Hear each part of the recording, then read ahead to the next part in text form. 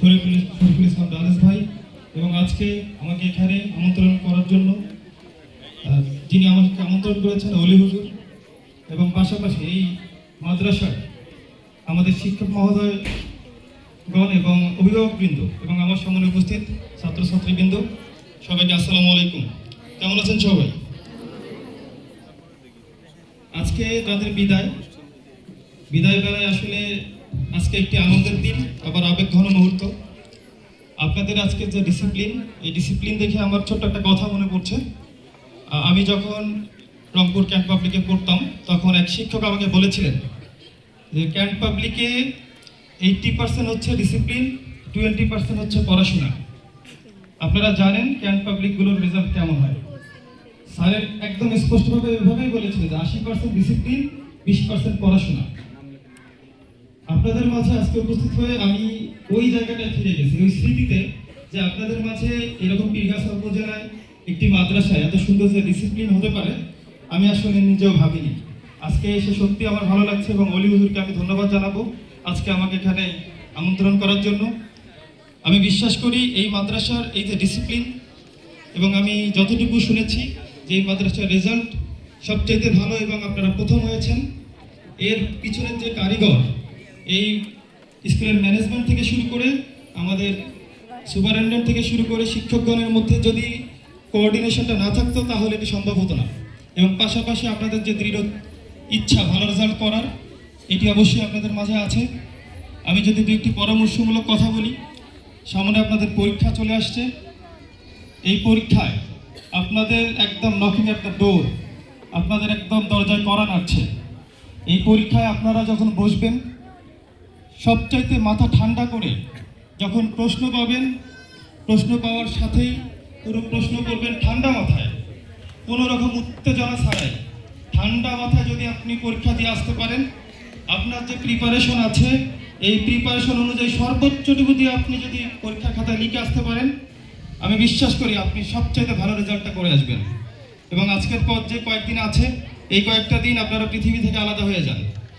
সব কমিউনিকেশন, মোবাইলে কথা বলেন, আড্ডা দেওয়া বলেন, বন্ধুদের সাথে কোনো সময় নষ্ট করা বলেন, এই বিষয়গুলো থেকে একটু সরে যান। সামনে যে পরীক্ষার দিনগুলো, এই 4-5টা দিন আছে, সর্বাত্মক কাজে লাগান।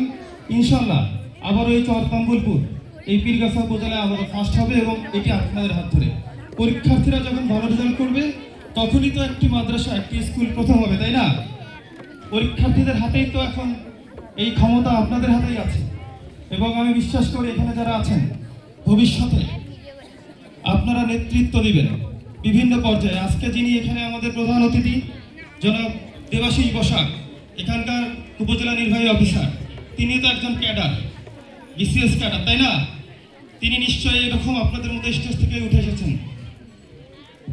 আমাদের মাঝে আমার দেখা সবচাইতে স্বচ্ছ এবং জনসম্পৃক্ততা আছে যেই ব্যক্তিটির আমার কাছে মনে হয় পীরগাছা উপজেলার রাজনীতিবিদ, তিনি হচ্ছেন আমার পাশে আছেন শরীফুল ইসলাম রাজেশ ভাই। আমার দেখা সবচাইতে এখন পর্যন্ত স্বচ্ছ একজন মানুষ এবং সাহসী একজন মানুষ।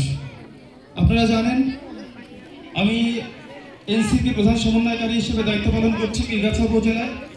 এবং জনাব আক্তার হোসেনকে আপনারা সবাই চেনেন এবং জানেন, তিনি নিজেও কিন্তু ভাইয়ারহাটে একটি মাদ্রাসায় পড়াশোনা করেছিল। আপনাদের মতোই একটি মাদ্রাসার শিক্ষার্থী ছিলেন তিনি।